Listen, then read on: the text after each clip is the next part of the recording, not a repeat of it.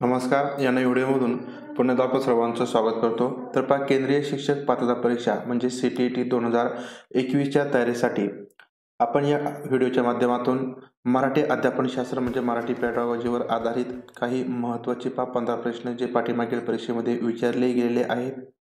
तर हे 15 प्रश्न स्पष्टीकरणाचा आपण पाहणार आहोत. तर पाठीमागील परीक्षेमध्ये जरी विचारले गेले असले तरी प्रत्येक प्रश्नाचं स्पष्टीकरण देत असताना तुमच्या या स्पष्टीकरणामधून बऱ्याच ज्या काही कन्सेप्ट आहेत बेसिक कन्सेप्ट या ठिकाणी क्लिअर होणार आहेत. त्याच्यामुळे या कन्सेप्टवरच जे प्रश्न आहेत ते नवीन विचारले जातील. त्याच्यामुळे तुम्हाला या परीक्षेमध्ये जरी नवीन प्रश्न विचारले गेले तर ते सोडवता येणार आहेत.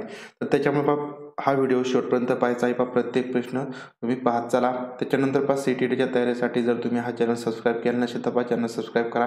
तर बरेच विद्यार्थी फक्त व्हिडिओ पाहतात परंतु चॅनल सबस्क्राईब करत नाहीत. तर ठिकाणी सर्वांना विनंती आहे की चॅनल सबस्क्राईब करायचं आहे. त्याच्यानंतर तुम्हाला प्रत्येक व्हिडिओची नोटिफिकेशन मिळवण्यासाठी पुढे जी बेल आयकॉन आहे ती प्रेस करायची आहे. त्याच्यानंतर त्या ठिकाणी ऑल हा जो काय ऑप्शन येईल तर तो तुम्ही सिलेक्ट करा. त्याच्यामुळे प्रत्येक व्हिडिओ तुम्हाला त्याचे नोटिफिकेशन मिळेल. तो व्हिडिओ तुम्हाला पाहता येईल, तो मिस होणार नाही. त्याच्यानंतर व्हिडिओला लाईक करत चला. व्हिडिओ तुम्हाला आवडला असेल तर लाईक करा आणि जास्तीत जास्त जे विद्यार्थी CTETची तयारी करत असतील तुमचे मित्र असतील तर त्यांच्यापर्यंत हा व्हिडिओ शेअर करा. तुमच्या व्हॉट्सअप ग्रुपवरती व्हिडिओ शेअर करा.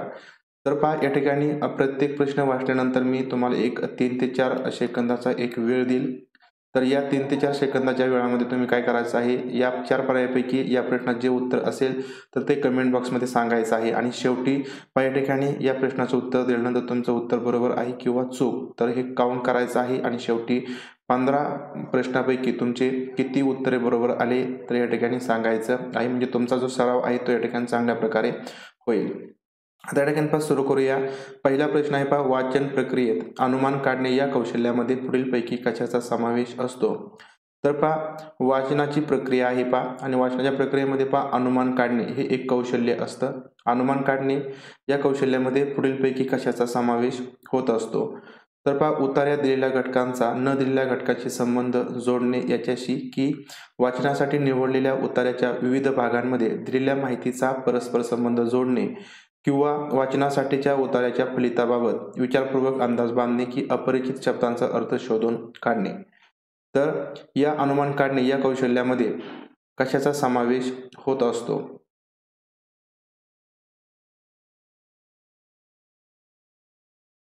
तर याचं उत्तर येणार आहे, या वाचन प्रक्रियेमध्ये अनुमान काढणे या कौशल्यामध्ये उतार्यात दिलेल्या घटकांचा, उतार्यामध्ये जे घटक दिलेले असतात त्या घटकांचा न दिलेल्या घटकांशी संबंध जोडणे. तर याचा समावेश या अनुमान काढणे या कौशल्यामध्ये होत असतो. कारण उतार्यामध्ये बऱ्याच अशा घटना किंवा घटक दिलेल्या असतात की त्याचा आपण न दिलेल्या घटकांशी संबंध जोडत असतो आणि त्या ठिकाणी अनुमान काढणे या कौशल्याने तो जोडतो. म्हणून पर्याय क्रमांक 1 याचं उत्तर येईल. त्यानंतर प्रश्न पुढचा आहे, जर एखाद्या शिक्षकाला तमिळच्या वाचन पाठात अस्सल साहित्य वापरायचे असेल तर त्याने खालीलपैकी कोणते साहित्य वापरण्याची गरज नाही. तर तमिळ भाषेचे शिक्षक आहेत आणि त्यांना एक वाचन पाठ तयार करायचा आहे आणि या वाचन पाठामध्ये त्यांना अस्सल तमिळ भाषेतील साहित्य वापरायचं आहे. तर खालीलपैकी कोणतं साहित्य त्यांनी वापरण्याची गरज नाही जे अस्सल तमिळ भाषेतील साहित्य नसेल.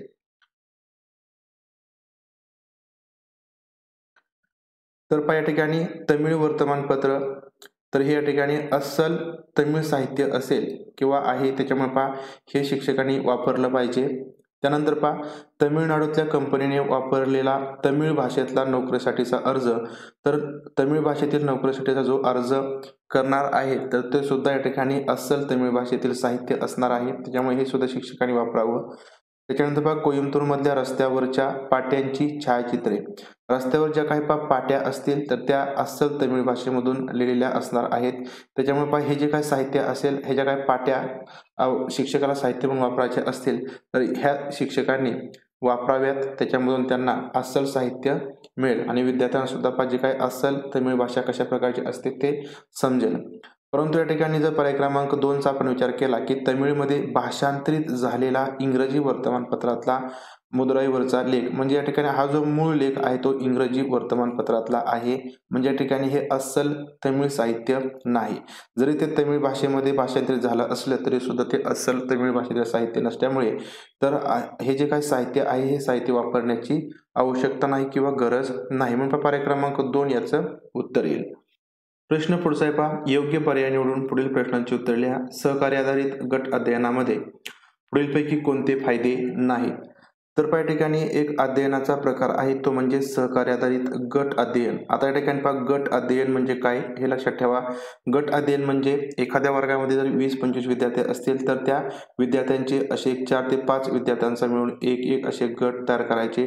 प्रत्येक गटामध्ये 1 ते 2 विद्यार्थी एक हुशार असतील किंवा त्यांना त्या विषयाची चांगल्या प्रकारची जाण असणार आहे आणि हे जे विद्यार्थ्यांना चांगल्या प्रकारची जाण आहे ते विद्यार्थी इतर विद्यार्थ्यांना शिकवतील किंवा त्यांच्या ज्या काही अडचणी शंका असतील त्या सोडवणार आहेत. म्हणजे पहा सहकार्य आधारित एकमेकांचे सहकार्य घेऊनच जे काय अध्ययन आहे ते होणार आहे. त्याच्यामुळे पहा जे विद्यार्थ्यांना एखाद्या विषयाची समज कमी असेल तर ते प्रगत होतील. ज्या विद्यार्थ्यांना चांगल्या प्रकारे समजत असेल परंतु एखाद्या घटकामध्ये ते कच्चे असतील तर त्यांना इतर विद्यार्थ्यांकडून त्या संदर्भात माहिती मिळेल. त्याच्यामुळे पहा जे अध्ययन आहे ते चांगल्या प्रकारे या गट अध्ययनामध्ये होत असतं. आता या ठिकाणी या सहकार्य आधारित गट अध्ययनाचे पुढीलपैकी कोणते फायदे नाहीत? तर या ठिकाणी एक महत्त्वाची अशी कन्सेप्ट आहे सहकार्य आधारित गट अध्ययन. तर पहा यावरच काही प्रश्न तुम्हाला विचारले जाऊ शकतात. आता या ठिकाणी कोणता फायदा नाही आपल्याला लगेच समजेल. तर या ठिकाणी पहिला फायदा आहे की विद्यार्थ्यांच्या सरावासाठी दिलेला वर्गाचा अधिक वेळ. तर पहा सहकार्य आधारित गट अध्ययन जे केलं जातं तर त्याच्यामध्ये विद्यार्थ्यांना सरावच दिला जातो आणि जो सराव असतो तो या ठिकाणी अधिकच्या वेळेमध्ये दिला जातो. म्हणजे हा एक चांगल्या प्रकारचा फायदा या सहकार्य आधारित गट अध्ययनातून होत असतो. त्याच्यानंतर अधिक शांत आणि सुव्यवस्थित वर्ग. आता या ठिकाणी तुम्ही विचार करायचा आहे की जर अशा प्रकारे आपण जर 5-5, 6-6 विद्यार्थ्यांचे गट केले तर या ठिकाणी शांत आणि सुव्यवस्थित वर्ग राहू शकतो का? या ठिकाणी जर तुमचं हे लक्षात आलं की तुम्हाला या प्रश्नाचं उत्तर लगेच येईल. तर पहा कोणतंही गट अध्ययन जे केलं जातं त्याच्यामध्ये शांत आणि सुव्यवस्थित वर्ग कधीच राहू शकत नाही. कारण पहा विद्यार्थी एकमेकांना प्रश्न विचारणार आहेत, त्यांच्यामध्ये वादविवाद सुद्धा होऊ शकतात. त्याच्यामुळे पहा जे शांत आणि सुव्यवस्थित वर्ग या ठिकाणी सांगितलेला आहे हा फायदा या ठिकाणी होऊ शकत नाही. म्हणजे या प्रश्नाचं उत्तर म्हणजे या ठिकाणी या सहकार्य आधारित गट अध्ययनामध्ये हा फायदा होत नाही. तर पहा या ठिकाणी पहिला फायदा होतो. त्याच्यानंतर शिक्षक केंद्रित शिक्षणाला पर्याय. जे काही शिक्षक केंद्रीय असतात म्हणजे शिक्षकांनी फक्त बोलायचं विद्यार्थ्यांनी ऐकायचं तर या शिक्षणाला हा एक पर्याय आहे. म्हणजे कोणतं? सहकार्य आधारित गट अध्ययन हा एक पर्याय आहे. म्हणजे हा फायदा एक आहे. त्याच्यानंतर लगेच परावृत्त होणाऱ्या विद्यार्थ्यांना प्रवृत्त करण्यासाठी अध्ययनाचा सहभाग. म्हणजे या ठिकाणी असे काही विद्यार्थी असतात की त्यांना त्यांच्या मित्रांनी काही समजून सांगितलं की त्यांना ते लगेच समजतं किंवा लगेच त्यांचं अध्ययन चांगल्या प्रकारे होतं.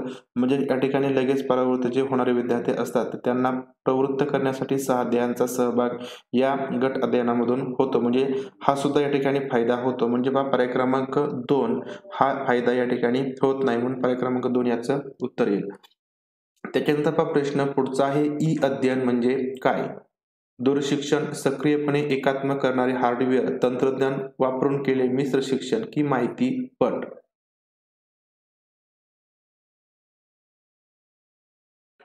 तर पहा या प्रश्नाचं उत्तर येत असेल तर मला द्यायचं आहे कमेंट बॉक्समध्ये. ई अध्ययन म्हणजे काय किंवा याला आपण पहा ई लर्निंग असं म्हणूया. म्हणजे तुम्हाला या ठिकाणी लक्षात येईल ई लर्निंग. ई लर्निंग म्हणजे पहा असं शिक्षण किंवा असं अध्ययन की ज्याच्यामध्ये आपण तंत्रज्ञानाचा वापर करतो. तंत्रज्ञानाचा सुद्धा वापर करतो आणि आपण ऑफलाईन पद्धतीने सुद्धा विद्यार्थ्यांना शिकवतो. म्हणजे या ठिकाणी तंत्रज्ञान वापरून केलेले मिश्र शिक्षण म्हणजे या ठिकाणी ई अध्ययन किंवा ई लर्निंग होय. पर्याय क्रमांक 3 याचं उत्तर येईल. प्रश्न पुढचा आहे पहा शब्दरहित संज्ञापन म्हणजे काय? तर पहा कालचा व्हिडिओ पाहिला असेल तर पहा संज्ञापन या शब्दाचा अर्थ मी त्या ठिकाणी सांगितला आहे. संज्ञापन म्हणजे समजणे किंवा आकलन. लक्षात ठेवायचं आहे आकलन. म्हणजे या ठिकाणी तुम्हाला लक्षात आलं असेल की शब्दरहित म्हणजे ज्या ठिकाणी शब्दाचा आपल्याला वापर करायचा नाही तर शब्दरहित आकलन म्हणजे काय किंवा शब्दांचा वापर न करता समजणे किंवा समज येणे किंवा आकलन म्हणजे काय? उच्चारलेले शब्द, हावभाव, संख्या की छापलेले शब्द. तर पहा या प्रश्नाचं उत्तर तुम्हाला लगेच येईल. मी जो अर्थ सांगितलेला आहे तर त्याच्यावरून तर पहा या ठिकाणी शब्दरहित संज्ञापन म्हणजे हावभाव. आपण हातवारे करू तर त्या हातवाऱ्याद्वारे किंवा जे काही हावभाव करू तर त्या संदर्भात त्या हावभावाद्वारे विद्यार्थ्यांना काही गोष्टी समजतात किंवा त्यातून त्यांना आकलन होतं. म्हणजेच या ठिकाणी शब्दरहित संज्ञापन म्हणजेच हावभाव. पर्याय क्रमांक 2 याचं उत्तर आहे. त्यानंतर पहा प्रश्न पुढचा आहे. प्रत्येक सत्राच्या शेवटी शिक्षक विद्यार्थ्यांची श्रुत आकलनाची, भाषणाची, वाचनाची आणि लेखनाची चाचणी घेतात. या मूल्यमापनाच्या पद्धतीचे उद्दिष्ट बव्हांश कोणते असते? तर मग प्रत्येक सत्राच्या शेवटी श्रुत आकलनाची, भाषणाची, वाचनाची आणि लेखनाची चाचणी घेतली जाते. तर या मूल्यमापनाचं उद्दिष्ट खालीलपैकी कोणतं आहे? भाषा अध्ययनासाठी लागणाऱ्या विद्यार्थ्यांच्या अभियोग्यतेचे मापन करणे, अभ्यासक्रमाच्या उद्दिष्टांची व्याख्या करण्यासाठी शिक्षकाला मदत करणे, विद्यार्थ्यांच्या एकूण नैपुण्याचे मापन करणे की विद्यार्थ्यांचे भाषा वर्गाबद्दलचे दृष्टिकोन निश्चित करणे.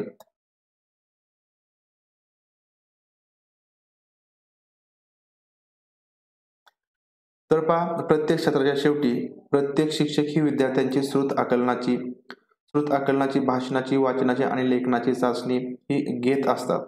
तर हे जे काही मूल्यमापन असतं तर या मूल्यमापनाचा बव्हांश उद्देश हा या ठिकाणी विद्यार्थ्यांच्या एकूण नैपुण्याचे मापन करणे हाच एकमेव असतो. विद्यार्थ्यांनी या अभ्यासक्रमामधून कोणतं नैपुण्य मिळवलं आहे तर याचं मापन करायचं असेल तर पहा प्रत्येक सत्राच्या शेवटी शिक्षकाला विद्यार्थ्यांची श्रुत आकलनाची चाचणी घ्यावी लागते, भाषणाची घ्यावी लागते, वाचनाची आणि लेखनाची चाचणी घ्यावी लागते. त्यातून विद्यार्थ्यांचे एकूण नैपुण्याचं मापन करता येतं. म्हणून पहा पर्याय क्रमांक 3 याचं उत्तर येईल. प्रश्न पुढचा आहे पहा. ज्या शाळा सर्वसाधारण आणि विशेष शिक्षण यात फरक करत नाही त्या पुढीलपैकी कोणत्या प्रकारात मोडतात? तर पहा अशा शाळा असतात की त्या सर्वसाधारण आणि विशेष शिक्षण याच्यामध्ये कोणताही फरक करत नाहीत. तर त्या शाळा खालीलपैकी कोणत्या प्रकारात येतात? विशेष, अपवर्जक, प्रमाणित की समावेशक?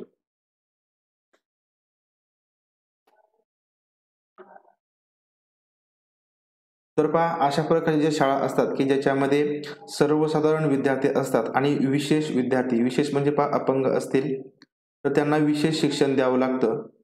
तर असे या ठिकाणी सर्वसाधारण आणि विशेष शिक्षण याच्यामध्ये ज्या शाळा कोणत्याही प्रकारचा फरक करत नाहीत म्हणजे त्या ठिकाणी सर्वसाधारण विद्यार्थी आणि विशेष विद्यार्थी तर यांना एकत्र शिक्षण दिलं जातं. तर अशा शाळा समावेशक म्हणजे इन्क्लुझिव्ह शाळा असतात.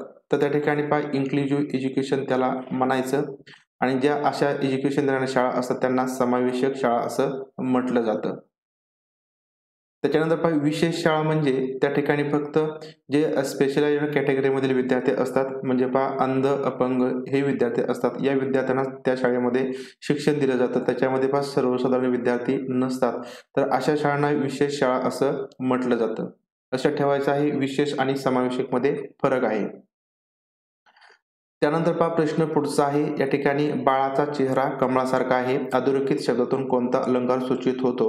तर पहा काही वेळा तुम्हाला अध्यापनशास्त्र या विभागामध्येच व्याकरणावरती सुद्धा आधारित प्रश्न विचारले गेलेले आहेत. त्याच्यामुळे पहा पुढे सुद्धा येऊ शकतात. तर पहा बाळाचा चेहरा कमळासारखा आहे.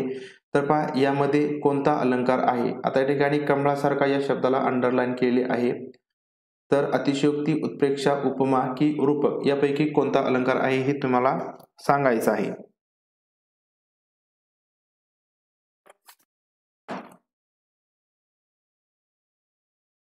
तर पहा या ठिकाणी लक्षात ठेवायचं आहे की कमळासारखा म्हणजे कमळाची उपमा ही चेहऱ्याला दिलेली आहे. म्हणजे बाळाचा चेहरा हा कमळासारखा आहे आणि अशा प्रकारची एखादी उपमा ज्यावेळेस दिली जाते तर त्यावेळेस त्या ठिकाणी उपमा हा अलंकार असतो. लक्षात ठेवायचं आहे की या ठिकाणी आपण काही उदाहरणे पाहूया की मुंबईची घरे ही लहान आहेत मात्र ती कबुतराच्या खुराड्यासारखे आहेत. म्हणजे घरे ही लहान दिसतात परंतु ती कबुतराच्या खुराड्यासारखे आहेत. म्हणजे या ठिकाणी कबुतराच्या खुराड्याची उपमा ही मुंबईच्या घरांना दिलेली आहे.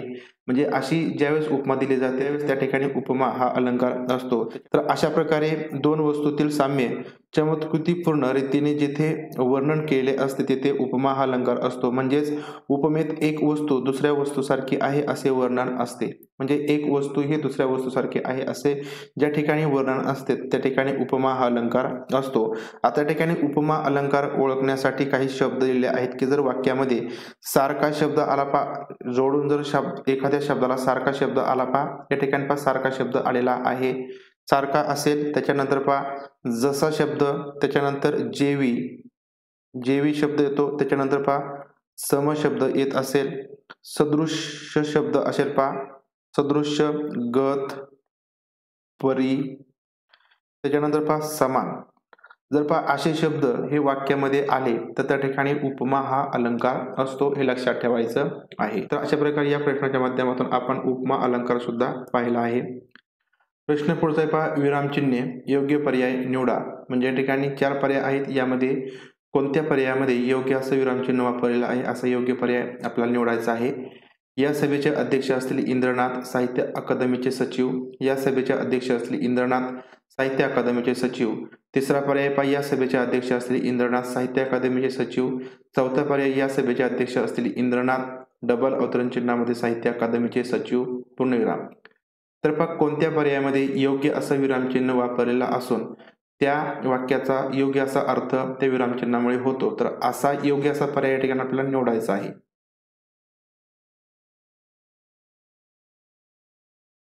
तर पहा या ठिकाणी योग्य असं विरामचिन्ह पर्याय क्रमांक 2 या वाक्यामध्ये यूज केलेलं आहे. तर पहा या सभेचे अध्यक्ष असतील इंद्रनाथ, स्वल्पविराम, त्याच्यानंतर साहित्य अकादमीचे सचिव आणि या ठिकाणी पहा पूर्णविराम दिलेला आहे.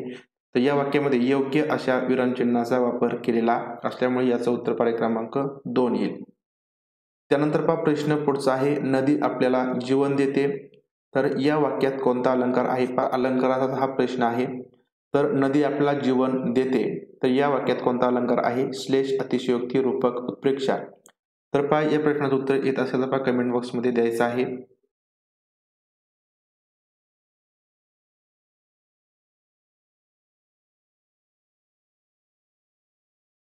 तर पहा नदी आपल्याला जीवन देते या वाक्यामध्ये श्लेष हा अलंकार आहे.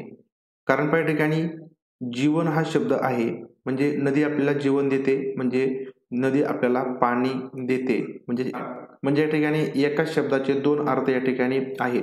आणि या ठिकाणी जो श्लेष अलंकार आहे तो काय सांगतो की एकच शब्द वाक्यात जर 2 अर्थांनी वापरला असेल तर त्या वापरल्यामुळे जेव्हा शब्द चमत्कृती साधते तेव्हा त्या ठिकाणी श्लेष हा अलंकार असतो. आणि या ठिकाणी पहा जीवन आणि जीवन हा जो काही शब्द आहे तो या ठिकाणी आपल्याला 2 अर्थाने घेता येतो. म्हणजे नदी आपल्याला पाणी देते किंवा नदी आपल्याला जीवन देते, हे म्हणजे नदीने जर पाणी दिलं नाही तर या ठिकाणी प्राणी वगैरे मरून जातील.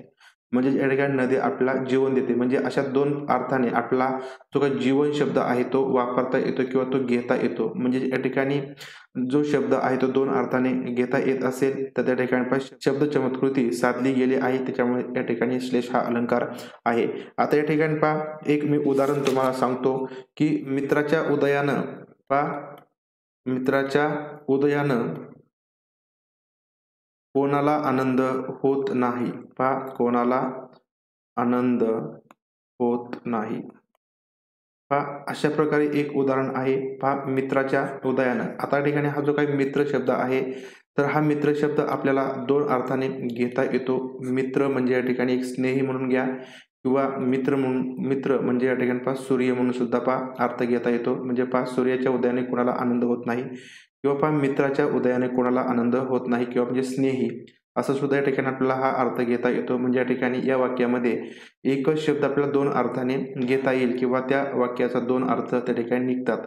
म्हणजे या ठिकाणी या वाक्यामध्ये श्लेष हा अलंकार आहे. तर अशा प्रकारे पहा एकाच वाक्यामध्ये एखादा जो शब्द आहे तो 2 अर्थाने घेता येत असेल आणि त्या ठिकाणी जर शब्द चमत्कृती साधली जात असेल तर त्या वाक्यामध्ये श्लेष हा अलंकार असतो. तर अशा प्रकारे आपण या ठिकाणी उपमा आणि श्लेष हे 2 अलंकार या ठिकाणी पाहिलेले आहेत. त्यानंतर पहा प्रश्न पुढचा आहे, अपृच्छाधारित अध्ययनामध्ये शिक्षक विद्यार्थ्यांना कृती देऊन अध्ययनाला मदत करतो की विद्यार्थी स्वतःच्या पद्धतीने प्रश्न विचारतात, 1 व 2 दोन्ही की फक्त 2? तर या ठिकाणी पृच्छाधारित अध्ययन म्हणजे विद्यार्थ्यांनी शिक्षकांना त्यांना ज्या काही शंका अडचणी असतील तर त्या विचारायच्या. त्या विचारल्यानंतर शिक्षक विद्यार्थ्यांना त्यांच्या शंकांचं निरसन करतील, त्याच्यावरती चर्चा होईल आणि त्या चर्चामधून विद्यार्थ्यांचं जे अध्ययन आहे ते अध्ययन होण्यास मदत होते. तर अशा प्रकारे हे पृच्छाधारित अध्ययन आहे. तर या अध्ययनामध्ये खालीलपैकी काय होईल, तर या ठिकाणी शिक्षक विद्यार्थ्यांना एखादी कृती त्या ठिकाणी देतात आणि ती कृती देऊन त्या अध्ययनाला मदत करतो. तर हे सुद्धा या ठिकाणी या प्रोत्साहित अध्ययनामध्ये होत असतं. त्याच्यानंतर विद्यार्थी स्वतःच्या पद्धतीने प्रश्न विचारतात. विद्यार्थ्यांना पूर्णपणे या अध्ययनामध्ये स्वातंत्र्य असतं की त्यांना कोणत्या पद्धतीने किंवा कशा पद्धतीने प्रश्न विचारायचे आहेत, म्हणजे ते स्वतःच्या पद्धतीने प्रश्न त्या ठिकाणी विचारू शकतात. म्हणजे या ठिकाणी लक्षात ठेवायचं आहे की प्रोत्साहित अध्ययनामध्ये शिक्षक हे विद्यार्थ्यांना कृती देऊन अध्ययनाला मदत करतो आणि विद्यार्थी स्वतःच्या पद्धतीने प्रश्न विचारतात. म्हणजे पर्याय क्रमांक 3, 1 आणि 2 दोन्हीही याचा समावेश या प्रोत्साहित अध्ययनामध्ये होतो. म्हणून पर्याय क्रमांक 3 याचं उत्तर येईल. त्यानंतर प्रश्न पुढचा आहे, श्रवण कौशल्यांची चाचणी घेण्यासाठी शिक्षकाने एक कृती तयार केली आहे, तर ही चाचणी कशावर आधारित असावी? तर या ठिकाणी चाचणी आहे श्रवण कौशल्याची, म्हणजे ऐकण्याची चाचणी आहे. ही चाचणी घेण्यासाठी शिक्षकाने एक कृती तयार केलेली आहे, आणि त्या कृतीवर आधारित शिक्षक ती श्रवण कौशल्य चाचणी घेणार आहे. तर आता ही जी चाचणी आहे तर ही कशावर आधारित असली पाहिजे किंवा असावी? तर विद्यार्थ्यांनी चित्राचा अर्थ लावणे यावर आधारित असावी, की लघुपट पाहून त्याचे परीक्षण करणे, दोन्ही मुद्रणावर आधारित तालिका पूर्ण करणे, की मजकूर मोठ्याने वाचण्याची चाचणी घेणे.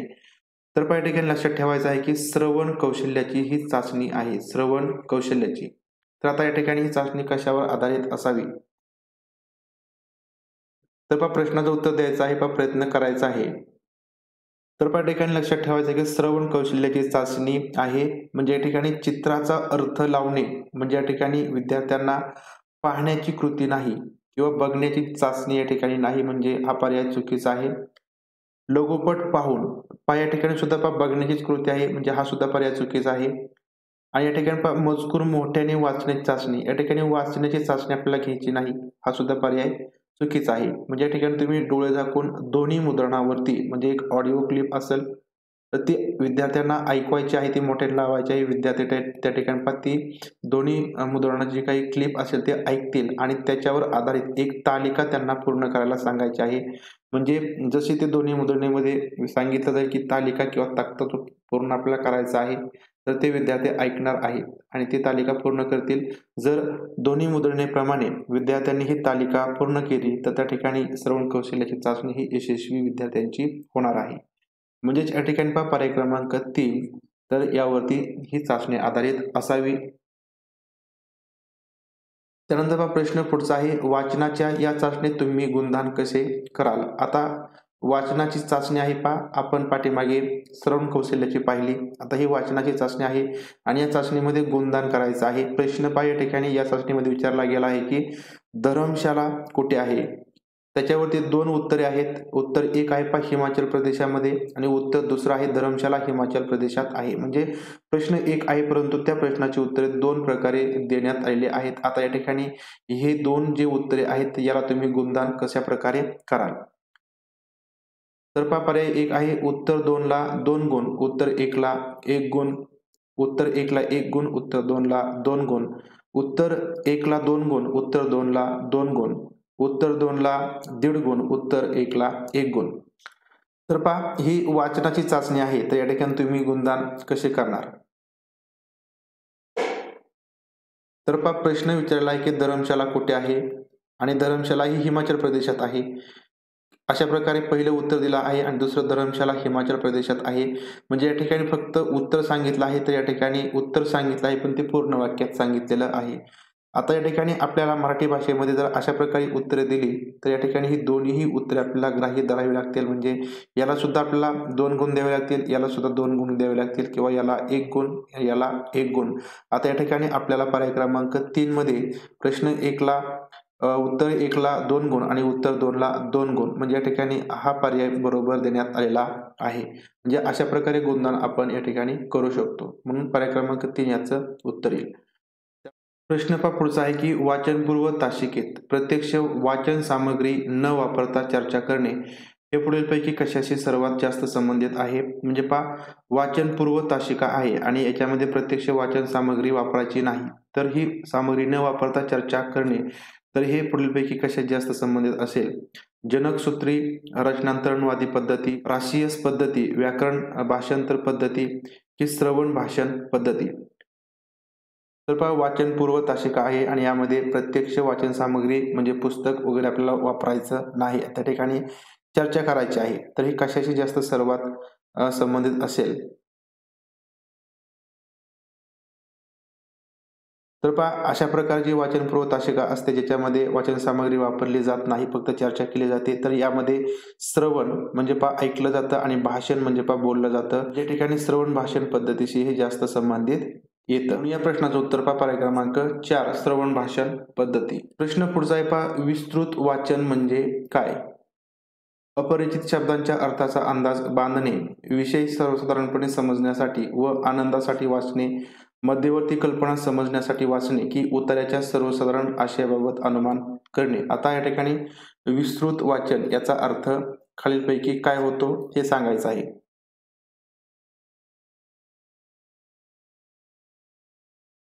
तर पहा विस्तृत वाचन करणे म्हणजे पहा सविस्तर असं वाचन करणं.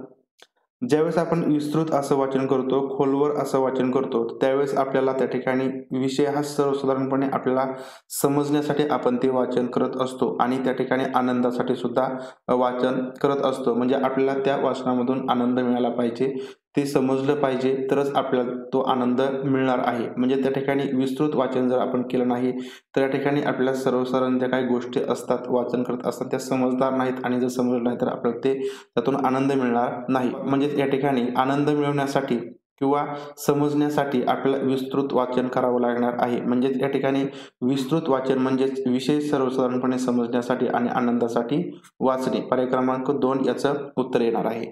तर पहा अशा प्रकारे आपण या ठिकाणी या व्हिडिओच्या माध्यमातून एकूण 15 प्रश्न पहा अध्यापन शास्त्रावर आधारित, त्याच्यामध्ये 2 प्रश्न अलंकारावर आधारित सुद्धा पाहिले आहेत. त्यांचे स्पष्टीकरणासह पहा उत्तरे पाहिली, काही कन्सेप्ट सुद्धा या ठिकाणी मी तुम्हाला सांगण्याचा प्रयत्न केला आहे. तर या ठिकाणी एकूण 15 प्रश्नापैकी तुमची किती उत्तरे बरोबर आले तर या ठिकाणी पहा कमेंट बॉक्समध्ये सांगायचं आहे.